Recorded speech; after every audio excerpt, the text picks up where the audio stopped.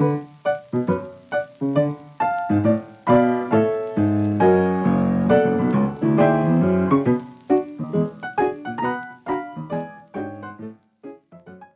and welcome to Not Born Yesterday, a podcast dedicated to older adults and the challenges and joys of aging. Not Born Yesterday is about playing, working, loving, laughing, and enjoying the possibilities and opportunities of later years. I'm Miriam Goodman, your co-host. Not Born Yesterday examines the problems and solutions of growing older today. We bring you the wisdom and voices of experts in the field of aging and offer tips on how to feel your best, use your lifetime skills and experience, and make the coming months and years as fulfilling as possible. Along the way, we hope you will share your thoughts and concerns about being older and let us know how we can help. Hello, I'm your co-host, Lynn Winter-Gross. Not Born Yesterday is brought to you by Next Village SF. Next Village SF is a local nonprofit providing older adults in the northeast neighborhood of San Francisco with support to help age in place, as well as offering cultural, educational, and social activities that keep people connected and engaged with the community and with each other.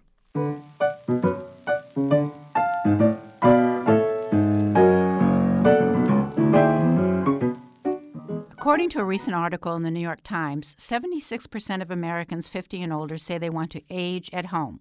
The vast majority, over 90% of those 65 and older, are already doing just that.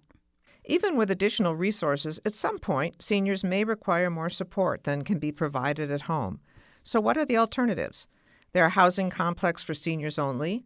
There are facilities that offer meals and on-site health professionals, concerts, classes, transportation, and a community. There are options for people who want independent living or assisted living. There's so many options to consider, and our guest today is an expert in all of these. Sue Gibson is a certified senior advisor at CarePatrol, a free service that helps seniors still aging in place consider alternative housing. Sue, welcome to Not Born Yesterday. Hey, thanks very much, Lynn. Great to be here. Sue, many of our listeners are committed to aging in place, but at some point, they or their families might want to explore other options. Is it time to move just because one doesn't want to take care of a big house anymore? They don't want to cook and clean, they want to downsize, or they just want a community of people their own age. When's the right time to think about a possible move? Well, those are definitely triggers to move, Lynn, but some of the other triggers to move are things like when they need help with their activities of daily living. So things like bathing, dressing, toileting, transferring, medication management, those kinds of things, when they start to come to the fore, then it's time to consider senior housing options. But definitely things like needing more socialization and wanting a maintenance-free lifestyle, those kinds of things are triggers to move. So what's the difference between independent living, assisted living, senior retirement communities, and maybe others that I haven't mentioned? Right. Well, independent living is typically 50 to 200 rooms, 2 meals a day and snacks, housekeeping, laundry, restaurant dining, 6 to 8 activities a day, and transportation to doctor's appointments. So one pays a base rent and lives month to month in an independent living facility. And you generally have an annual increase of about 4 to 6% a year in terms of your costs. So that's independent living. Assisted living is all of the same, except it has 3 meals a day and help with your activities of daily living, which is called care costs that are added on to the base costs. Memory care is very much like assisted living, but it's a locked facility, locked for the safety of the residents, and has usually a special activity plan for brain health. There's also what's called a board and care facility, and that's a 6-bed residential care home. It's quiet, prices are all inclusive, and it's ideal for memory care patients. So those people that are suffering from Alzheimer's or dementia do well in a setting like that. That's really what we have out there, pretty much in the marketplace, Lynn. What if adult children want their parents to move to a senior community, but the parent resists? Wow. Well, often what happens is we have to wait until a crisis, like a fall or an illness, and then we get the support of the physician to say it's time to move. But that's a key element. We can get the physician's support to talk to the senior, because seniors respect their physician. And if the physician says it's time to move, they'll often listen to them. One extra question, I guess, along those lines is what happens if you live thousands of miles away from your parents? Is there a way for children to determine if their parents really need something like this? Yeah, the best thing to do in a case like that is to hire a gerontologist or geriatric care manager and have them check in on the loved one to see how they're doing. And they'll check things like the fridge to see if there's spoiled food. They'll see if there's unopened bills piling up. They'll check and see if the place is in cluttered or in need of cleaning. So I often recommend hiring a geriatric care manager when people have great distance between them. How do you find one of those? Oh, there is an association that I could provide you information about, that you can look up geriatric care managers in your area. And it's a geriatric care manager association. So that's the best way to find them. And there's about 5 or 6 in our area. I have the contact information for those people. And if someone wants to tour one of these facilities, one of the kind that you've mentioned, what do they look for? Well, I have a tour checklist of 40 things that they should look for. So I can give you a very detailed list of things that they should look for. But the main things that they should look for is the activity calendar and menus, so that they can get a sense of what's going on in the building and get a sense of the food. They should check to make sure the interior is free from clutter and odors and that the grounds are well kept. They should listen for things like the caregiver ratio. That should be about 6 to 1. They also want to find out about the community fee, which could range from $1,000 to $10,000. That's an entrance fee that you pay, Lynn, to get into the facility. Another thing that they might want to ask about is what is the annual increase, and to expect it to be at least 4 to 6%. A couple of other things to double check on is visiting hours. Is it pet friendly? And how do the residents look when you walk around the community? Do people look like they're engaged and enjoying themselves, or are they slumped over in their wheelchair and sitting in a corner? So those are some things to watch out for when you're touring the community. Does long-term insurance cover something like this? Well, if you have the need for help with 2 activities of daily living, long-term care insurance does cover it. But you do need that to help with 2 ADLs. And then what you do is you submit your policy to the care home or community, and they will submit a care plan every month so that you can get reimbursed. So long-term care insurance is a wonderful way to get coverage. What's an ADL, did you say? Activities of daily living. That's bathing, dressing, toileting, transferring, continence, and medication management. Those are your activities of daily living. So you need some of those to get long-term health insurance, to use your long-term health insurance. You need at least 2 of those that you need help with to get your policy activated. Okay, and then what about, to go back to the other extreme, the 55-plus communities like Rossmore and others that are just for 55-plus? Is that a whole different thing? That is a whole different thing, and it's a little bit out of my purview, because I start to take over when people are in their 60s, and when they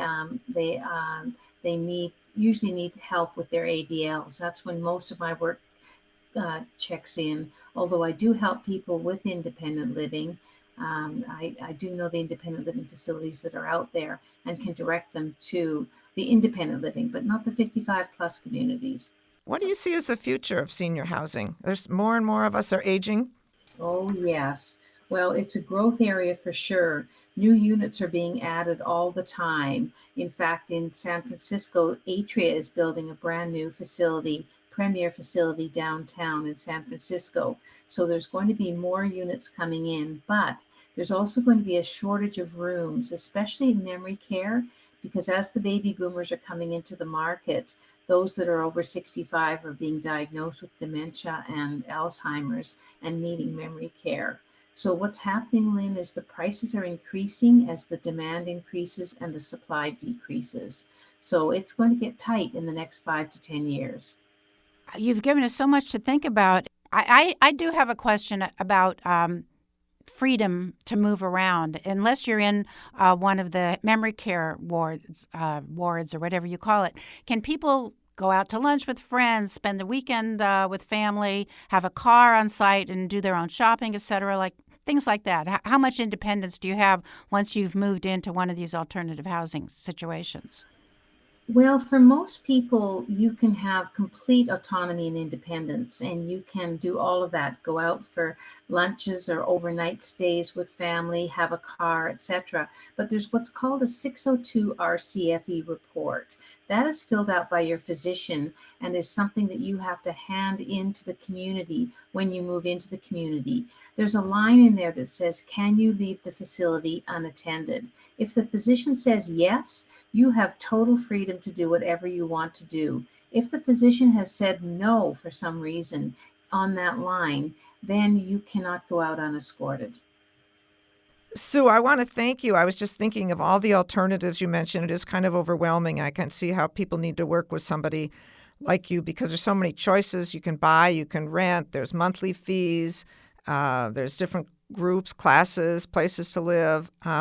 So there's a lot going on, and I can understand how people, before they start, when they start, want to get some help from someone like you. So I really want to thank you for all the information you've given us, and I'm sure our listeners will learn from you and want to make contact with a gerontologist or someone from the CarePatrol to help them start their search. I think that's a great suggestion, Lynn, to either work with an agent like myself who can help guide them through what we have is 250 options between San Francisco and Redwood City, and then also to have them work with a gerontologist if they're far away, because that person can really help them to find out what their loved one's needs are.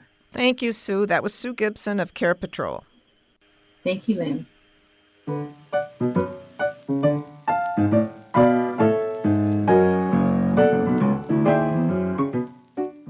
On a completely different subject, we found some interesting research on language that affects all of us. While you may not agree that all of the following are ageist, we thought you would find this look at language at least interesting. Here are some things to think about we found in a recent article in Ms. Magazine, one of the first publications that reminded us that words matter. For example, do you like it when a younger person calls you young lady or young man when you are clearly not young? Maybe that sounds innocuous to you. Honey, sweetheart, my dear, little lady. These are terms of endearment, after all. And if you're one of the 54 million Americans over 65 today, you may have been addressed this way before. This kind of infantilizing language is common and often harmless, but talking down to older adults can have disturbing results. While most of us would agree this isn't a crisis on its own, nobody ever died because they were called darling, and some don't mind at all, it's just part of a larger issue and how older adults, and particularly older women, are seen in this country. For example, given that Western medicine is focused on cure, fewer physicians are enthusiastic about engaging with a group so widely and negatively stereotyped. And yet ageism has been shown to be quite stressful for women, and men too, and this can create a stressful reaction that can have ongoing negative impact on health. How often have you been told to relax rather than listen to when you're describing symptoms to a doctor? Once again, words matter. The way one is addressed matters. In those first moments of greeting someone, doctors and others are sending a message to a patient, a relationship that's built on status and power.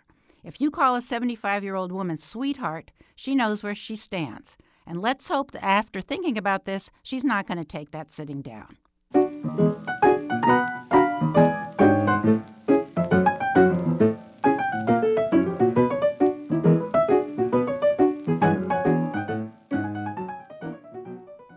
That's our podcast today. Our thanks to Sue Gibson of CarePatrol. You can contact her at sgibson@carepatrol.com. And you can learn more about Next Village SF by going to their website, nextvillagesf.org. And thanks for listening. We'd love to hear what you would like to discover and discuss. Please contact us at notbornyesterdaypodcast@nextvillagesf.org. Be well, stay strong, and keep thinking about tomorrow. I'm Lynn Winter-Gross. And I'm Miriam Goodman.